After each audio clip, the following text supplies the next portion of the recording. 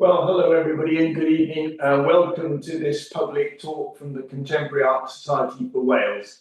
I should tell you from the outset that I've been having a bit of a microphone and speaker problem, but we think we found a way of doing it. So I'm listening through Sean's system and speaking through it as well. So I hope this is going to work. Now, I'd like to introduce our speaker this evening, Paula MacArthur. Good evening, Paula. Hello. Right. Now, Paula is a painter based in Rye in East Sussex, and her work now centres on precious stones. Paula took a BA Fine Art Painting from Loughborough College of Art and Design in 1990, followed by a postgraduate diploma Fine Art Painting from the Royal Academy in 1993. Her work is held in both private and public collections. Paula has agreed to take questions at the end of this talk for those who are joining us on Zoom. If you wish to ask a question, just put your name in the chat box. Don't have to put the question in, just put your name in. And when we get to the point for questions, I'll explain more on how this is going to work. So, Paula, over to you. Thank you. Right, I've got two screens, just to explain my tech. I will be looking away at my notes, but I'm not ignoring you, obviously. Thanks, Roland, for inviting me to do this. I will share my screen and start a slideshow. And there was a bit of echo from Roland just now, so I'll fill in a few of those gaps along the way. Can everyone see that? Just the title page. Yeah, jolly good.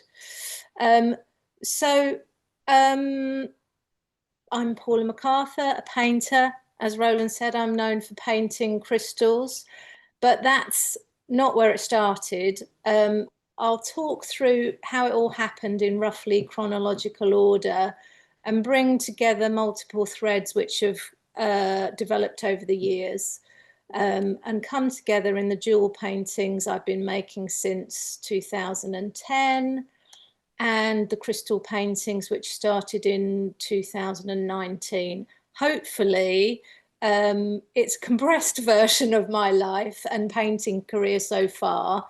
And I just wanted to say that the older I get, the more certain I am that everything we experience up to this moment of our lives filters into our work.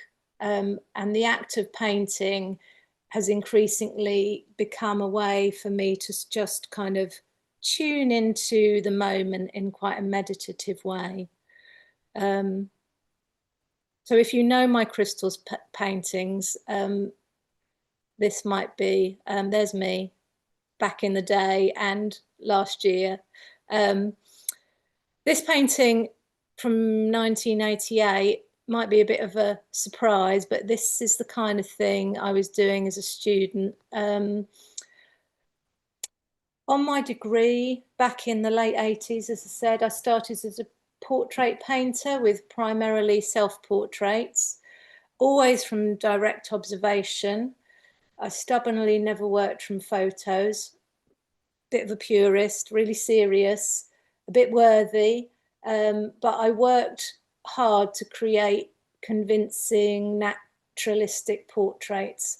Spent a lot of time in the life room where this was painted.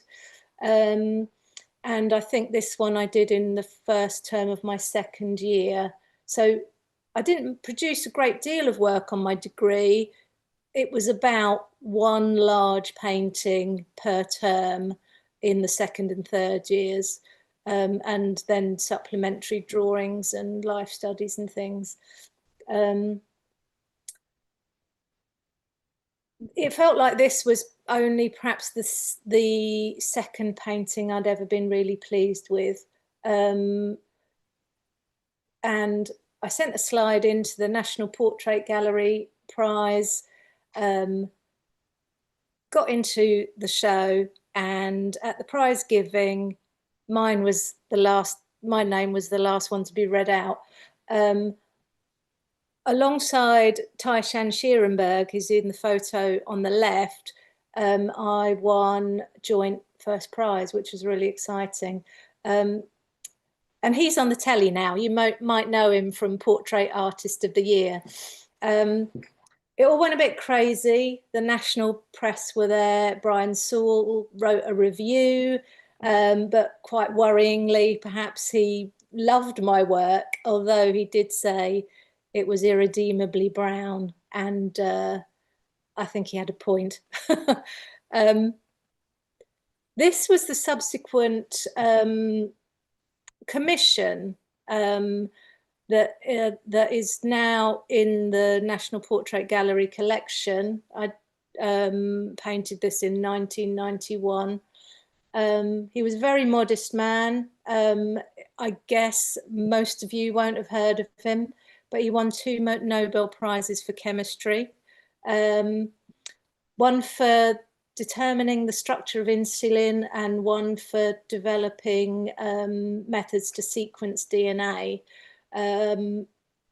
He was just as anxious as I was. He'd never met an artist before and I'd never met a scientist, but we kind of quite quickly realized that we're both researching, we're both trying to get funding for our work, and actually we got on really well. When the painting was unveiled, his wife was delighted with the portrait, and it felt like great praise, really, to hear that from the person who knew him best. I had to work from photographs for the very first time. Fred was really kind and, gave me a lot of the sort of bottles and containers that you can see here, and even the that transparency that you can see to the left of his face, which shows a unique DNA fingerprint, as they've come to be known. But I did have to use photographs too.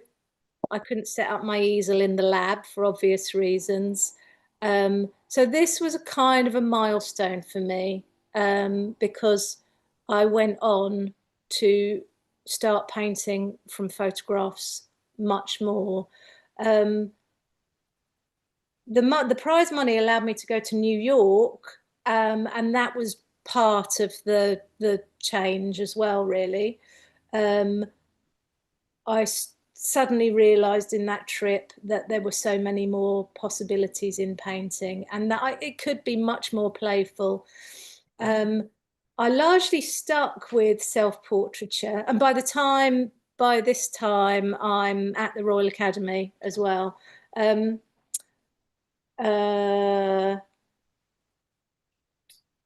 it just became much more exuberant, celebratory, conceptual, and everything got much bigger and brighter. I'll read you the title of this one because it's quite small type. Hourglass, blue-eyed, bottle blonde woman loves art, cinema, glamour, seeks funny male Valentine for laughs and loves. Photo, please.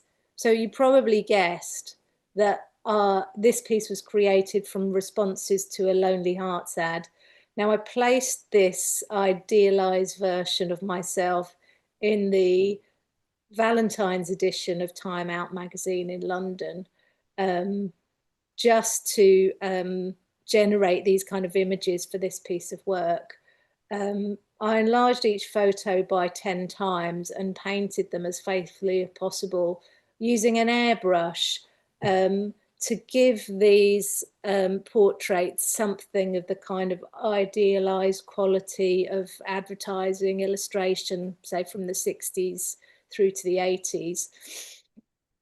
The The response was fun. It made the papers, and much to my embarrassment, it was also the amusing story next to the page 3 stunner in the Sun. So that was an interesting time, but the response was really great, and it got into the John Moores Painting Prize, which was fantastic. This is 10 years later. In between times, I left the Royal Academy, got married, started teaching, got a mortgage, had children, and that was a turning point. The people disappeared after I'd had the children. It wasn't a conscious decision at the time. And I didn't make the connection until some years later, but I think having children brought some sort of resolution to the sort of search for my identity, and I turned to essentially still life painting instead. There was still a commitment to accurate drawing, but I started to enjoy the physicality of the paint more. This one's really, really thinly painted, almost like watercolor. It started to bleed and drip, and I let myself kind of give over control to a certain extent. This and the work I just showed you of the sunglasses were based on photographs I took on a trip to Graceland in Memphis, Tennessee. I wasn't really an Elvis fan, more a lover of kitsch, but everyone there, the visitors, especially the staff, was so happy to be there. It kind of rubbed off on me.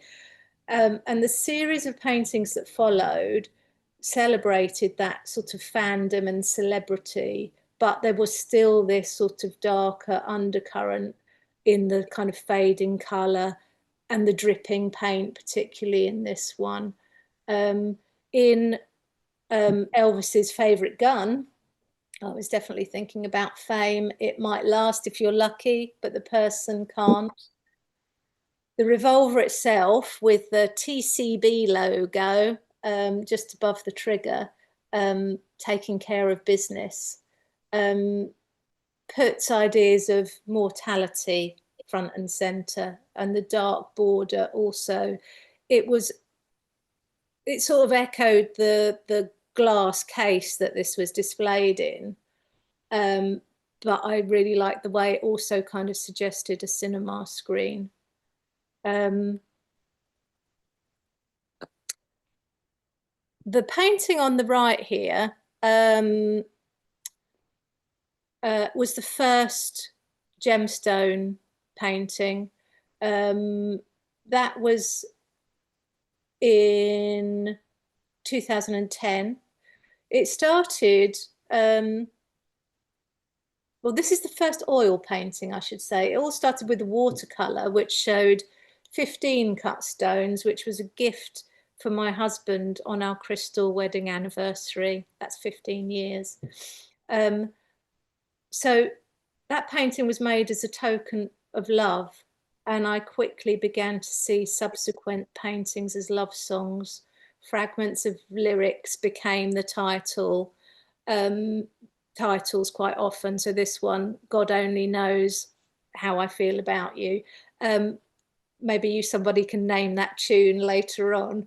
They weren't lovey-dovey paintings, though. They felt full of the yearning that you feel when you first fall in love. And that's kind of countered with the fear of losing someone. Just like most love songs, they're more about heartbreak than joy. But I haven't, touch wood, had any heartbreak. We've just celebrated our 30th anniversary last year. And I tried to paint a pearl for that, but it's still brewing. over in the painting rack over there. this was maybe the second large jewel painting. 2012, I had a bit of a health scare. It was quite a terrifying experience and brought a sudden sense of urgency, which I'm really thankful for. Sometimes we need to be shaken up for all the unnecessary baggage to fall away. And that made me apply and take part in an artist's residency in London. There I met and became good friends with another artist, Wendy Saunders. And we made a really great team, curated lots of exhibitions together in London, down here in Sussex. She lived in London, but we also managed to get to a show in Berlin and an exhibition in Brooklyn, and we really did have lots of adventures.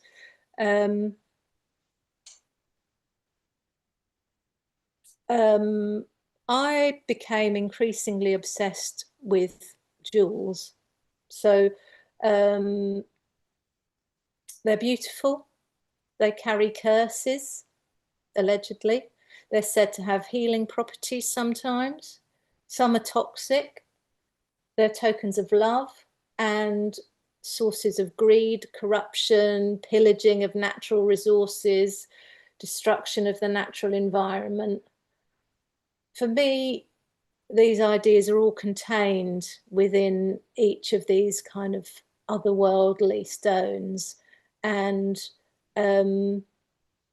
I try to sort of reconcile these opposing ideas, conditions, that thinking about the idea that you know, you can't see the light without the shade. I'm still painting self-portraits in a way. These stones seem to encapsulate everything for me, and painting is time to think, focus, process, and I hope the resulting paintings offer others a precious moment, pardon the pun, to do the same. Just switch off the noise a little bit and to switch on something else, to focus, question, try and understand, have a bit of time to just contemplate and listen to whatever comes up. I feel like perhaps those are the important things. These jewel paintings, they're celebrations of the wonder of life, which acknowledge the darkness and resonate, I hope, more universally as metaphors for our own fragility and the fragility of the planet we inhabit.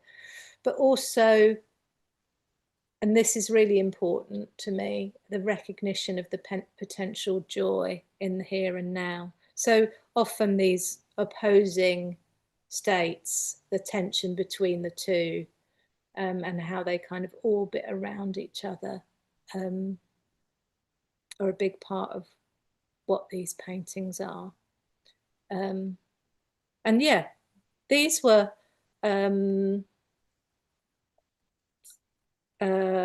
quite large paintings. You know, I'm making a dramatic statement. I feel like the transience which comes through in the kind of changing light and the kind of dripping paint magnifies the beauty in a way. You know, the surface itself becomes quite luscious.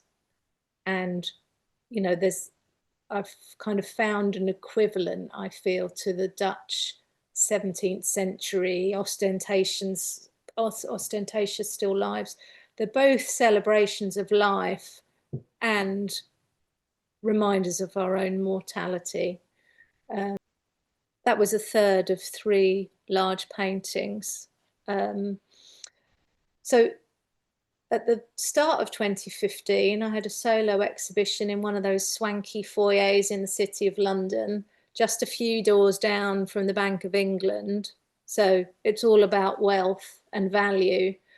I came across a quote by Oscar Wilde, part of which became the exhibition title and the title of this talk.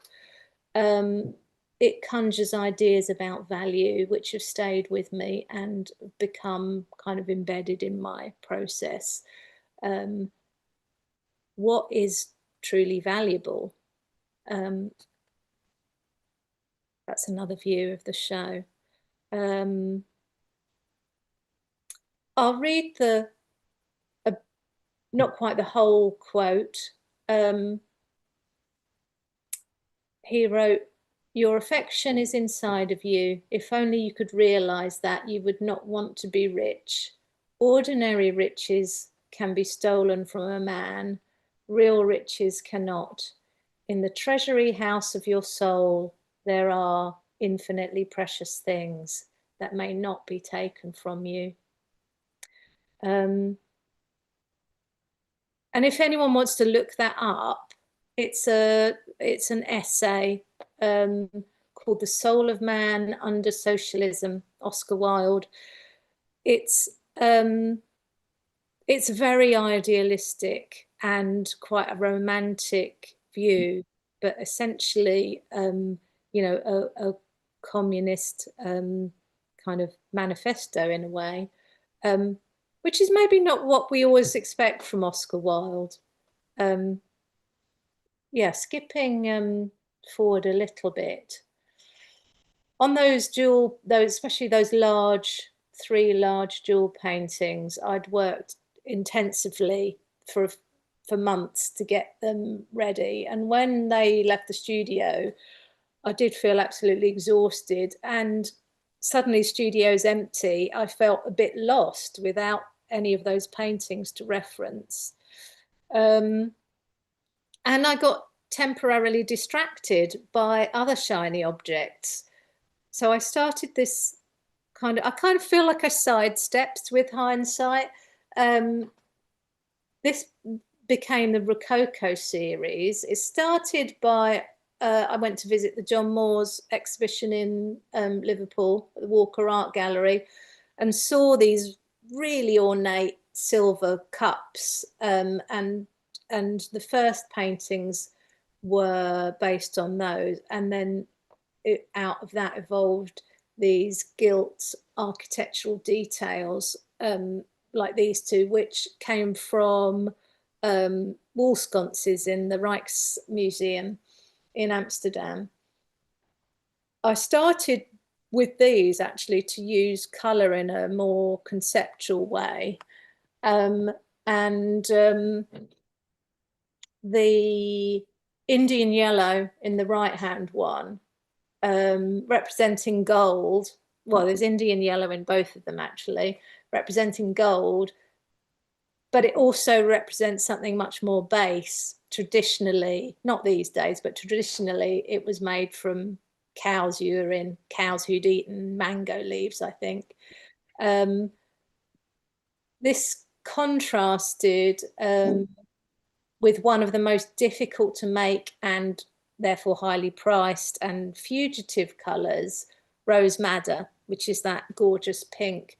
Even these days, the rose madder costs close to £1 per milliliter. I was quite shocked when I looked that up.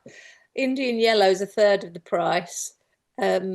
Luckily for me, I did a residency at the Winsor & Newton headquarters, and they did give me a lot of tubes of rose madder. I've still got some. In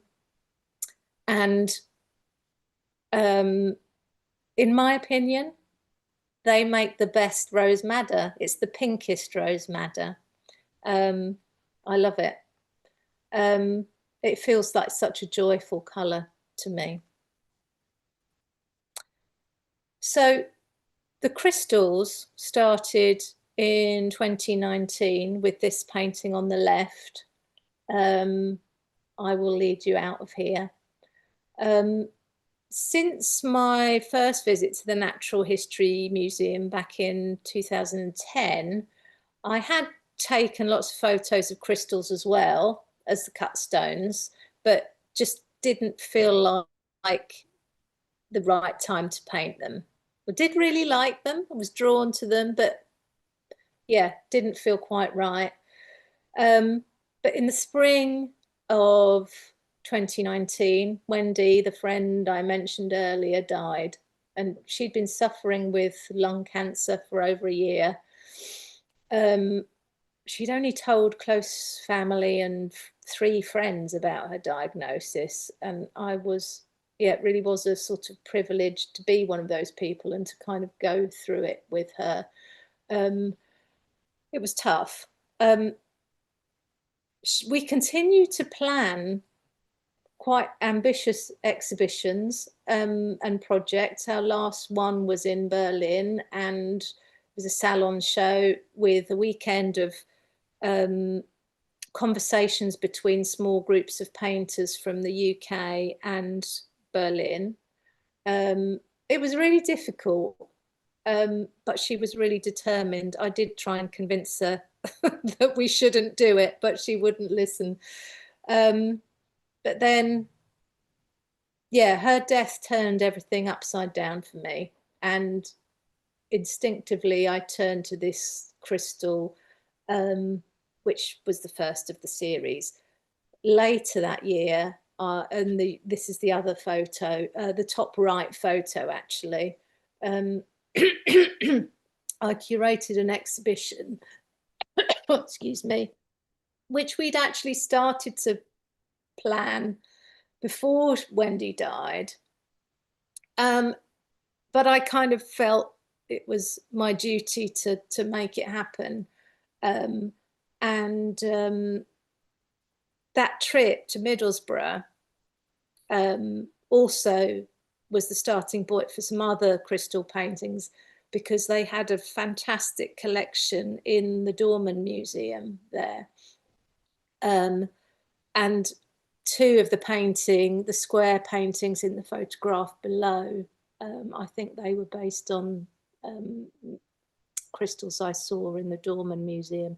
You might also recognise Liam O'Connor in that top photo from Bay Arts in Cardiff, also known as Caspar White.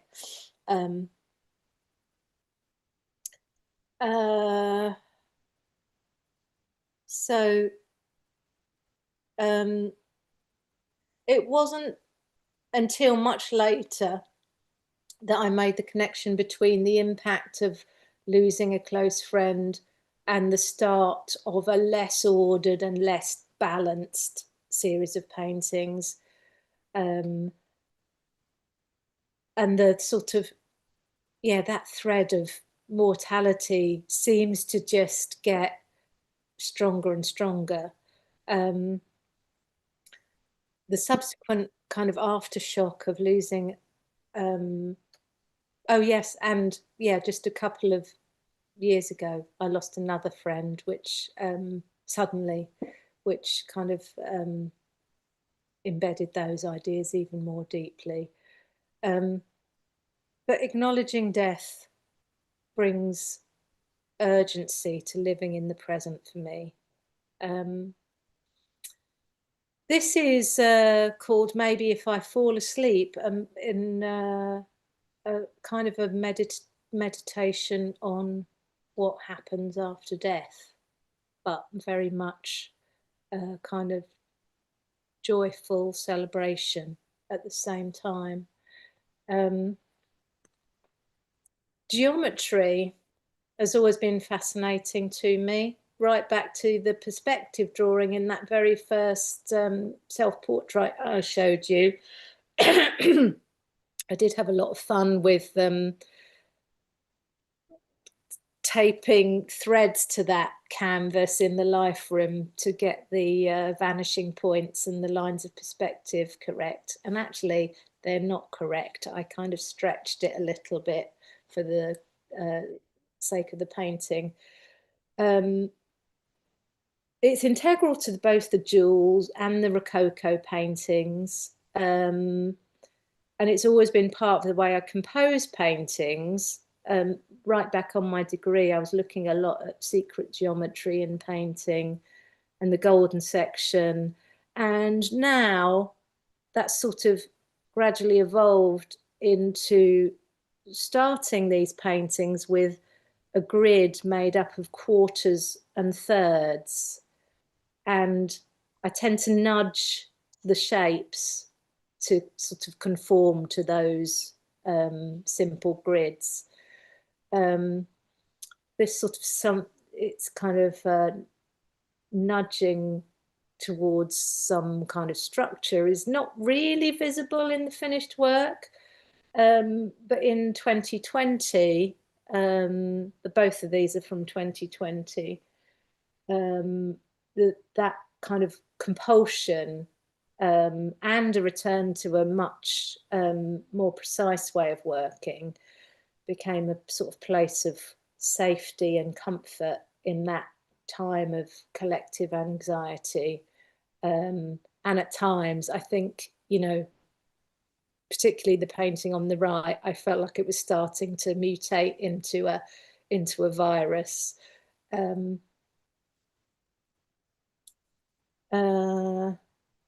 The forms can be read as microscopic, like viruses, or vast heavenly bodies. A world in a grain of sand, as William Blake said. This opens up ideas of the interconnectedness of the universe. Everything follows the same patterns. The molecular structure of these crystals replicates and grows, making kind of invisible structures visible, which I kind of find quite mind-blowing.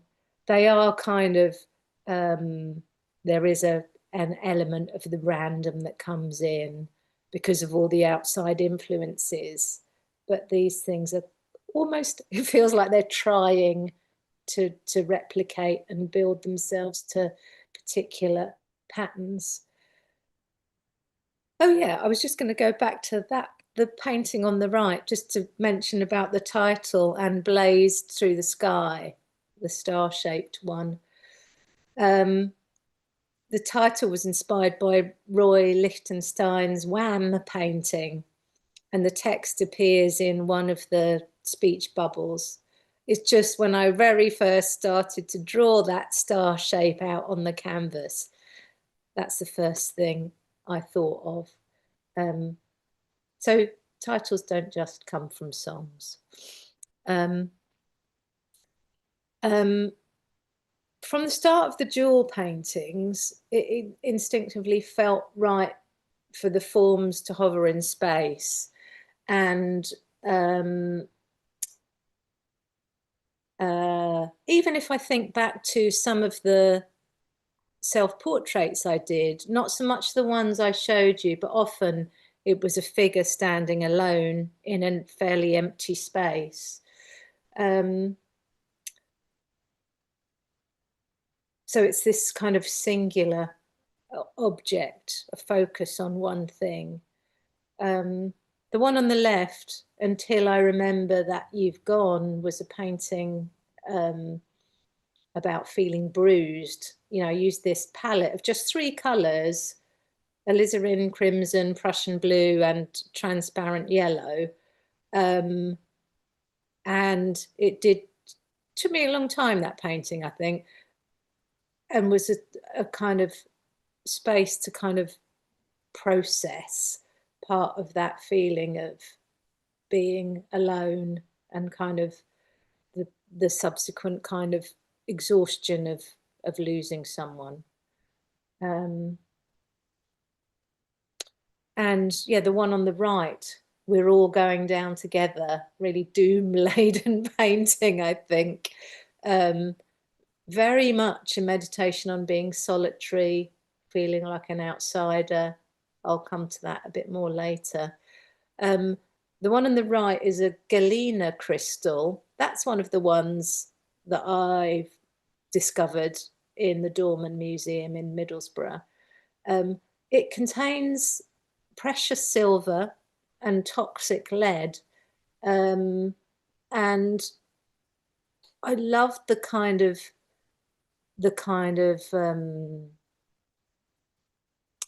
it doesn't look natural. It looks like a kind of dystopian alien planet, or a otherworldly kind of asteroid, ominously kind of heading towards us. And this kind of dystopian view, you know, I get this feeling that it's a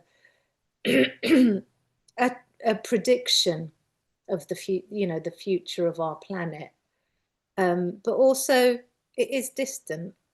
It hints at the feelings of safety and distance, and the kind of hope that it'll be all right.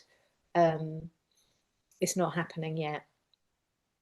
And there's also, while it is very doom laden, that title, we're all going down together, there's a tiny bit of hope, just in that word together, I think. You know, perhaps finally we're all in the same boat. This might be something, climate change might hopefully be something that brings everyone together. But it's not all doom and gloom. I just thought I'd kind of lighten the mood a little bit by sharing some installation views of a few kind of favourite exhibitions. This one in particular, because it was curated by Francis Woodley. It toured 3 venues in Wales and went to Belfast too. I was partnered with a lovely artist, Sue Hunt, who might be tuning in this evening. Hello, Sue, if you're there. That's her in the centre of the photo. There was a great project which kind of coincided with the pandemic, accidentally, I think. But, you know, it was a series of conversations in the build up to the exhibition where we discussed our work and, you know, the kind of what we had in common, which, you know, there was quite a strong link between our work, I think. Sue's work is so beautifully delicate. Yeah, so some of you might have seen one of these shows or even been involved with the project. It was quite inspiring. The next one is in Leicester, University of Leicester Art Gallery, and it had also been in Leeds. This is called Arcadia for All, Rethinking Landscape Painting Now.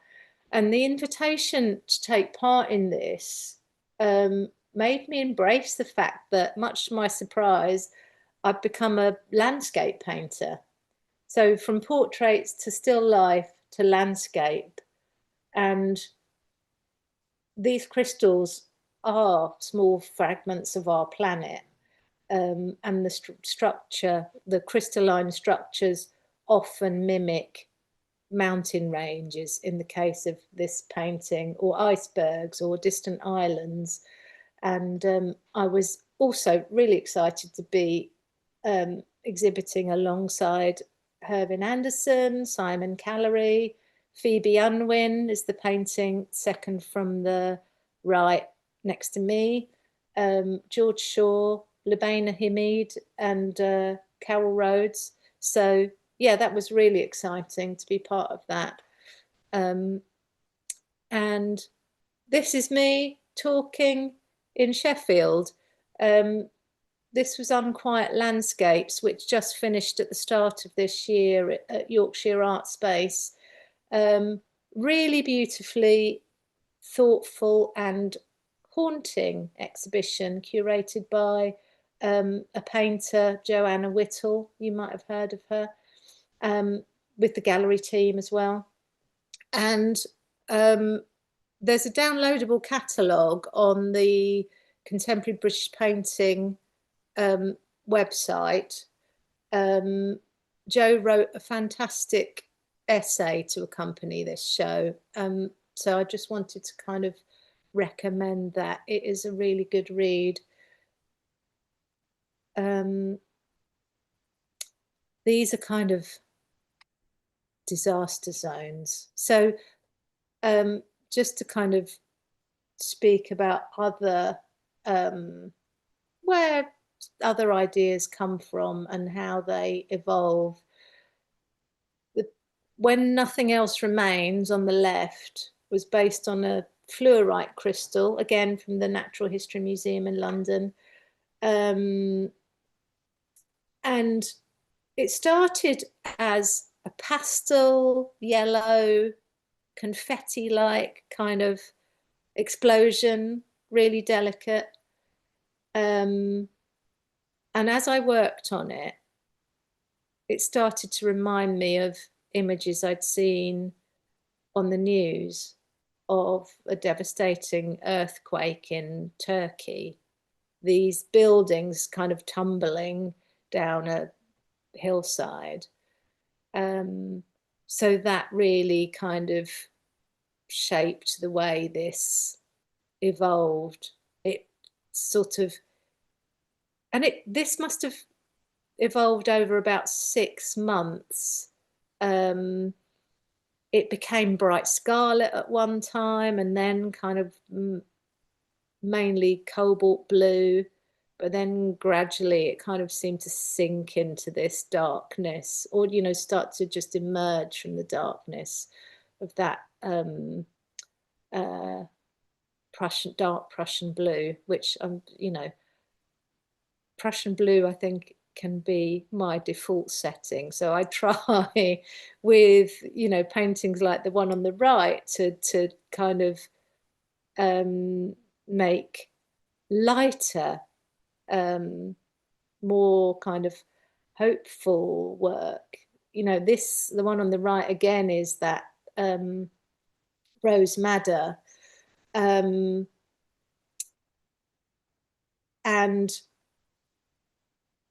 the crystal, I'm not 100% sure about this, but I think it's mica. And, you know, this sort of took on the shape of a hand a little bit. It became like a handful of mica. It's crumbling. And again, this was kind of informed by what I'd seen on the news. These forms started to kind of echo the kind of ruined cities in Ukraine and Gaza, which seem to be so kind of terrifyingly easily just shattered and turned to dust. So whilst I'm trying to kind of maybe, I don't know, scoop up something precious with this painting, there's again something quite dark going on here. Oh,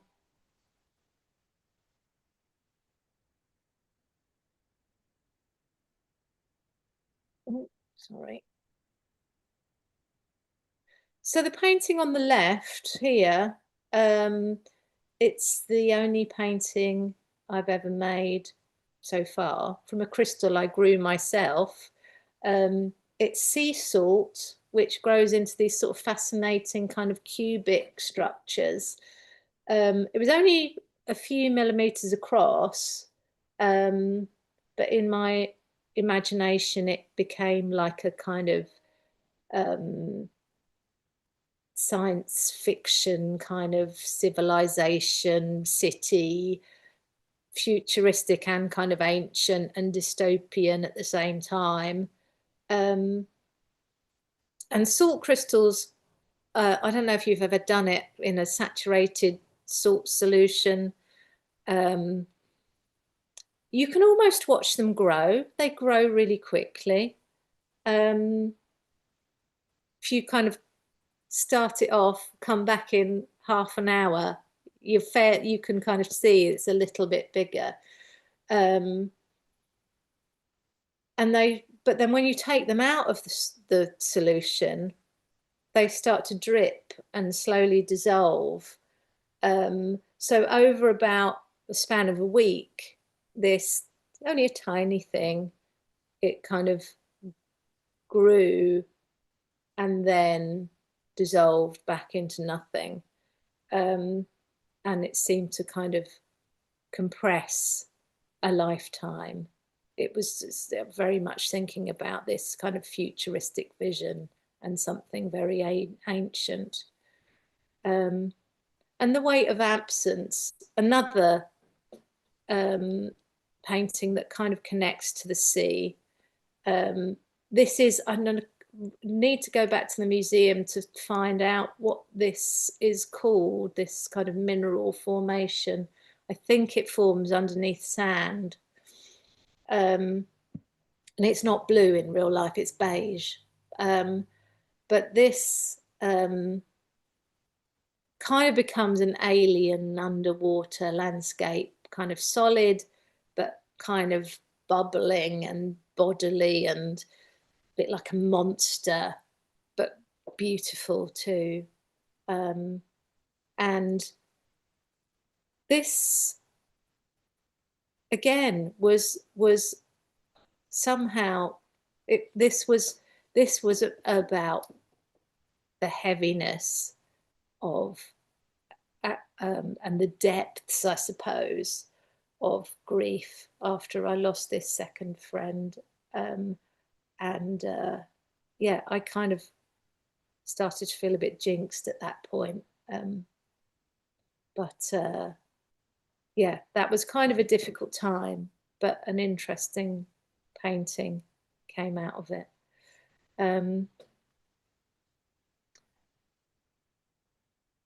On the left is coming home to a place we'd never been before, which doesn't make sense. This was the painting that was in that Arcadia exhibition, and it's based on a small piece of quartz, but like I said, it looks like a mountain range or an iceberg. And it also, for me, became, this kind of made me smile in a way, it became the Emerald City from the Wizard of Oz. And the title, which kind of suggests a journey or a quest, appeared. And then I sort of, my imagination kind of drew this parallel between the Emerald City and heaven. And there's I sort of found this sort of perverse parallel in finding a very ordinary man behind the curtain in the Emerald City, the wizard, and heaven in a way, the promise of paradise. I'm not a religious person, and for personal reasons, I find that all very problematic, and I just can't suspend my disbelief. I suppose I prefer to find heaven in the here and now.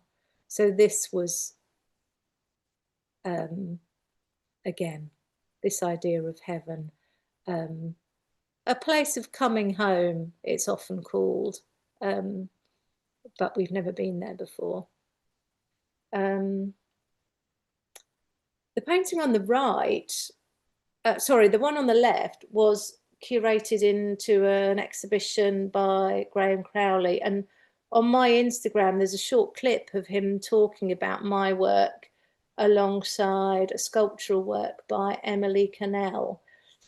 And he connects both works to Arnold Böcklin's Isle of the Dead paintings, which you probably have seen, Victorian romantic painting of a boat I think there's about 6 versions of a boat heading towards an island. And this felt like a brilliantly perceptive observation, and the painting on the right, Such a Stillness, was kind of my response to that connection. So I've taken some of the colour from the Arnold Böcklin painting, and for the first time I've kind of allowed myself to not stick rigidly to the structure, to be a tiny bit playful, and little houses start to appear, and there's some sort of cloud-like creature nestling in the middle at the bottom of the crystal. The perspective lines in the reflection are incorrect. So they do look like a reflection, but they also look like the structure continues beneath the surface of the water.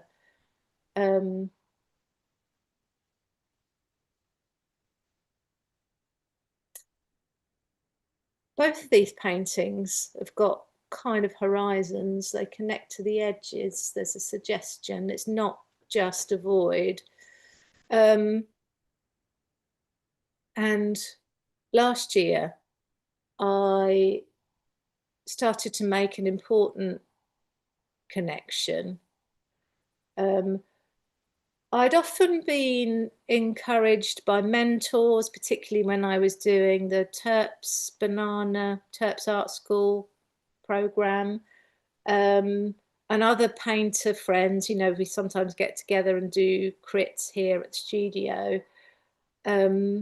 Why do I always have these solitary objects floating in a void? And I do, as I said before, I do like the micro macro thing that happens when there's these things are presented sort of without any context. But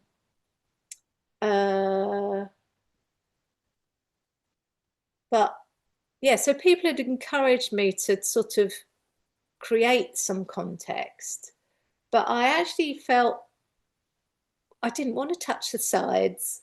I kind of, it was a strong gut feeling that this wasn't right. It actually made me feel quite uncomfortable. And I went right back to my childhood and remember the really shy child. I was anxious with most people, didn't have many friends, was bullied. Switching off and disconnecting from all of that was a coping mechanism, and I actively isolated myself, was uncommunicative, and protected myself, which all sounds very negative. But I also became really resilient and very self-sufficient. It was far easier for me to do something for myself than to ask for help. So, and yeah, I think it was when I was about 16 or 17, I remember almost to the second, I can see it really vividly, quite suddenly thinking, I don't need to do this. And I gradually started to open up. And over time, I even became able to give artist talks. But at the centre was, and still is, this feeling of difference and not being like everyone else. A few months ago, just towards the end of last year, I was diagnosed with ADHD, which was a bit of a revelation. A whole load of pennies dropped, and this feeling of alienation, disconnection, and difference all made so much more sense. And it even kind of explained or sort of validated my fascination with outer space and science fiction. And, you know, you can see in these last few paintings maybe that I'm starting tentatively to connect to the edges. In these two, the drips seem to tether these kind of floating islands to the frame. The drips were accidental and I had to walk away so that I didn't wipe them off. I knew that they were doing something interesting, and this sort of thing has appeared in other paintings, but it felt kind of much more significant with these. So this is my studio wall last year, and you might be able to just see a little bit of what I'm working on right now behind me. It's all very much a work in progress, and the process of making and discovery is the reason I'm still doing it. The canvases, the kind of end result, are just a record of that process. Yeah, thank you. That's it. I'm really pleased to have been able to share a little of my journey, and I hope I haven't shared. I'm told that that's an ADHD trait as well. Thanks for listening, and do feel free to ask me some questions or comments on the work. That would be very welcome too.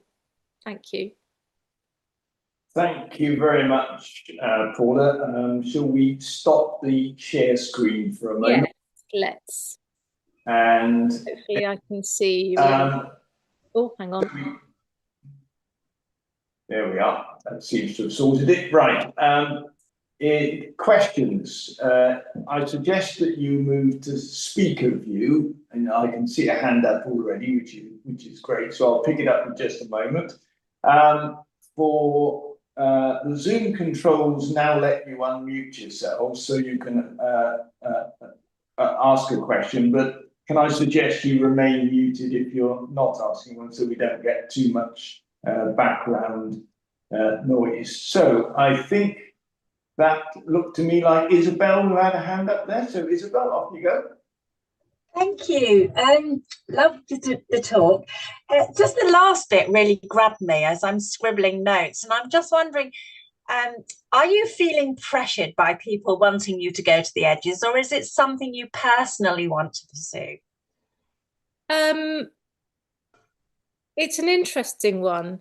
I think maybe I did feel pressured, but I'm one of those people who will just generally, maybe one of the two of the paintings I made, which I haven't shown you, I tried to prove those people wrong. I did it against my kind of better nature, and they were okay paintings, but I really felt like I was going through the motions. It didn't feel right for me to do that. But the things that are these subtle, very subtle things that are happening over the last year, or maybe I'm just becoming more aware of, you know, things like the horizon line. I'm allowing that to happen and allowing more of the kind of obvious lines that connect to the edges to remain, because it just feels just to me makes it feel as if you're making all your conceptual thought become a thing going to the edges, becoming an object or a scene or something, whereas the other ones are left to our own imagination. But when you line it or take it to the edges, it becomes something that we're trying to attach to the reality of our world. So I'm just wondering why people are suggesting it. I don't know. I think it's one of the kind of formal aspects of painting, how you're kind of supposed to compose and balance an image. You're not supposed to just plonk something in the middle. but that Keep challenging that, aren't you? Sorry, yeah, that's enough. That's it now. Keep that's challenging it. yes, yeah, no, it feels right for me. But yeah, that one behind me as well, there's kind of a sort of green area that's kind of Up to the edge. Yeah. attaching itself to the crystal as well. Whether that will stay or I think it will probably turn red. But you know, I kind of these things yeah, change over time. So watch this space. Thank you. Thank you. I can't see any other questions Yes, in the yes, chat. I'd like. Can you hear me? I can hear you. Yes, who's that? Yeah, it's Gerda. Sorry, Oh, sorry. I haven't got a picture. I'm sorry, Okay. but I've been watching. You haven't got a picture of me, but I've got a picture of you. So, can you? You can hear me, yeah? Yes. Yeah. Okay. Oh, Paula, thank you. What a brilliant painter you are. I think they're so beautiful, and this brilliant jewel-like color, and then settled, so smack onto a square, usually a square canvas. And so I really loved Maybe If I Fall Asleep, and I liked the allusion to secret geometries and quarters and things. And then this wonderful bursting out of color. They're just so heartwarming. But there was one which was called In Her Own Mind. Do you know? Oh yes. Yeah. Yes. And seriously, it looked like another world. I don't know what it was, but it really had the quality of a dungeon or the catacombs or something. And then consequently, all of the ones that follow have got this relationship to another sense of a world. So a world within a world, which is so exciting. It was just breathtaking to move through it. So that was the first one where I could see the image, but there was an underlaid image working within it, which was just so exciting. And then what you said at just towards the end here now, with the weight of absence painting, all of a sudden there's a horizon line sometimes, which has introduced itself and has a purpose of presenting two images, the image above and the image below, which is just, I think you've got all of these devices that just work for you so beautifully. But the thing that struck me with the weight of absence was how adroit your painting is, so that the causality, the accident became part of the whole. The bottom, all the runs that you referred to. Just, yes, knockout. Wonderful. Thank you so much. I've got a question. You answered them all as you went along. Thank you. Yeah. Yeah, the painting, I think it's actually In Her Own Mind. Yes. That was one of the first paintings that was kind of voluminous and Yes. Yeah.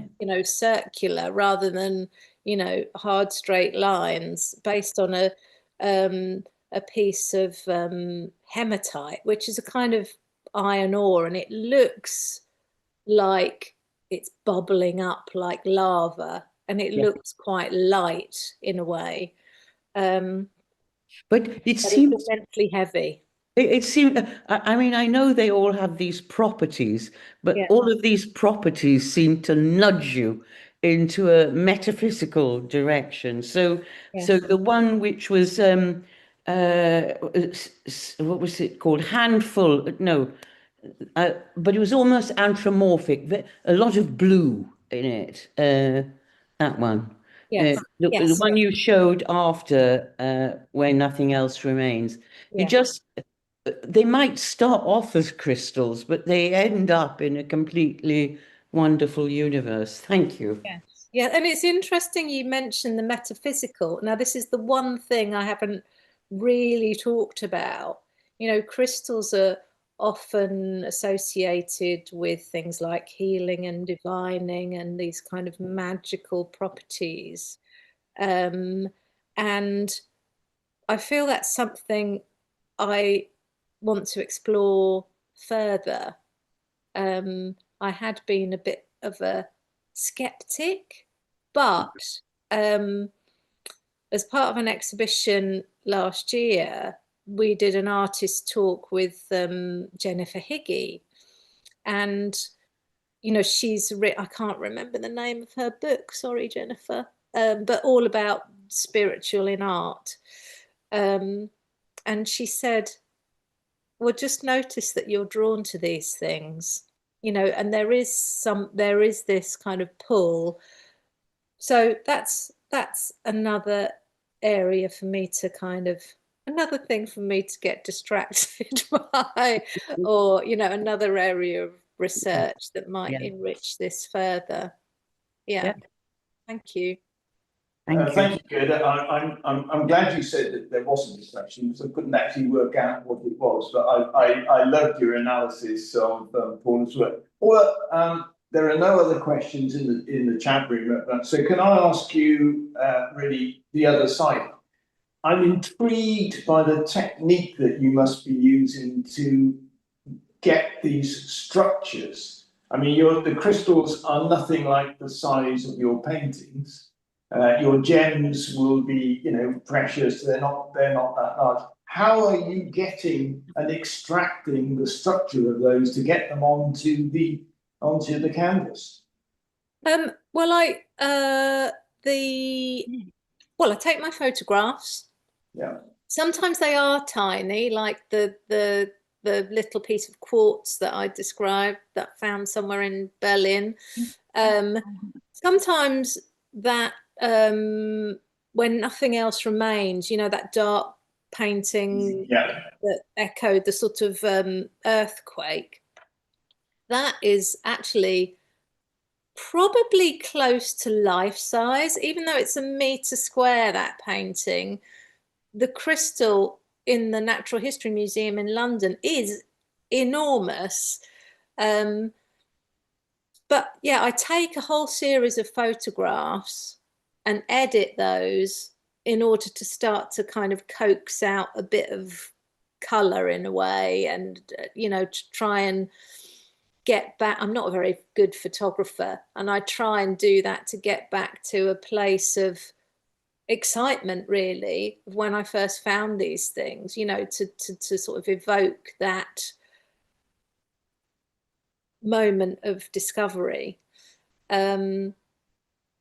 And then I just, once I've got that image, I paint directly from my laptop screen, because the backlit screen really helps kind of with that brightness of the color. I overlay a grid, like I said earlier, with the thirds and the quarters, and draw it. Simple as that, or as difficult as that. Yeah. So I start with a drawing in usually a very light color, and kind of work towards darker. And I rarely use white paint. If I use white paint, it's quite often I use it like Tipp-Ex in a way, to kind of cover up and then be able to kind of redo that part of the painting. Is that what you meant? Yes, yeah, that's exactly what I was asking. That's great. We've got another question. Alan, would you like to ask yours? Yeah, can you hear me? Yes, we can. Okay. It's just, I wondered if you'd thought about the issues raised for artists by AI. Because they can replicate. Because it's so easy to replicate, coming from all different directions in terms of science and photography, in the way that you're using the images that you are using. I haven't used AI. I have considered it, but I kind of don't need to. And I think, Yeah. I mean, earlier last year, I visited Paris, and there are 3 fantastic mineralogy museums in Paris. I think I looked at every crystal in Paris within about a week. And there is really at least one of everything, you know, every size, shape, color, structure. So I kind of feel like I almost don't need to invent things. And then as far as, you know, the kind of finding ways to protect yourself, you know, copyright and all those sorts of issues, I'm kind of at a bit of a loss. It seems impossible to escape that. Yeah.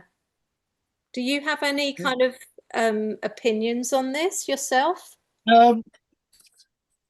Well, obviously, it's an amazing technology. I wasn't thinking of it as a way of necessarily increasing your ability to be inventive, but I was thinking of the issues that it brings in, that it actually can reproduce so easily what you might be doing.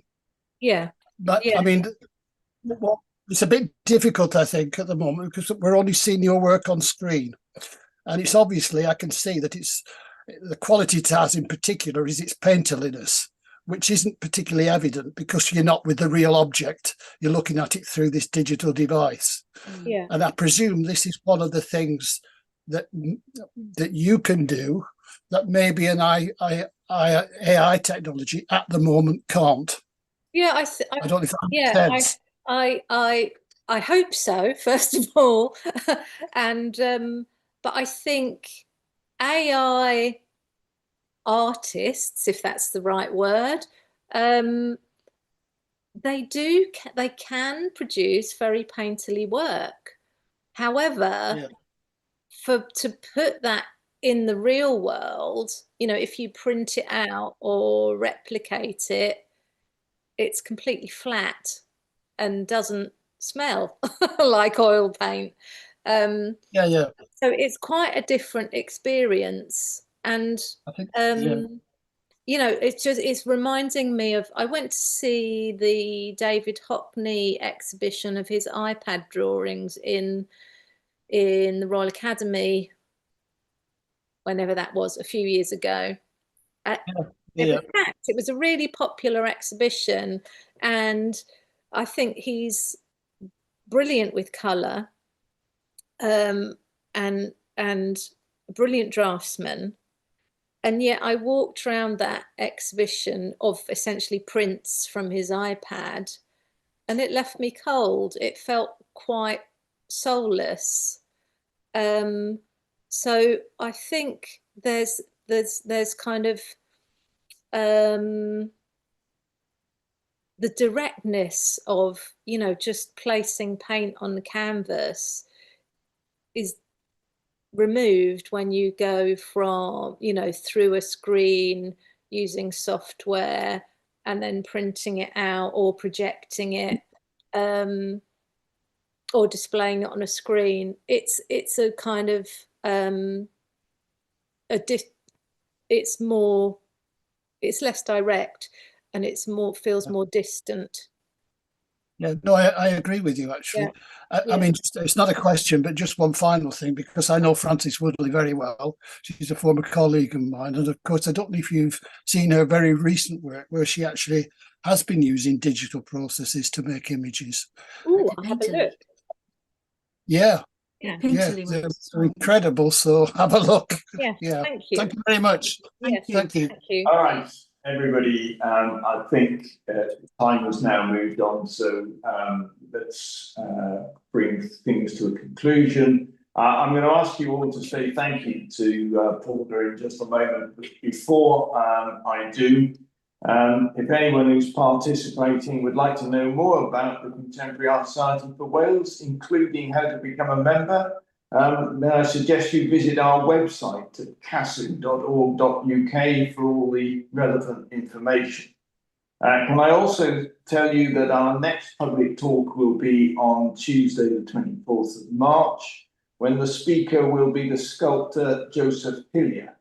That will be an online talk, so please look out for the details in due course. And with just a little bit of luck, I'll have worked out why my speakers were not working properly and have that resolved. I hope that my problems have not ruined things for you, but let's all say thank you to Paula for such an interesting talk. Thank you, Paula, very much. Thank you. Thank you. Yeah, Thank you. thanks very much. Thank you very much. you. Thank you. Thank you. Right, and that brings us to the conclusion. Thank you all very much indeed and for putting up with me. Cheers. Bye-bye. Thank you. Thank you.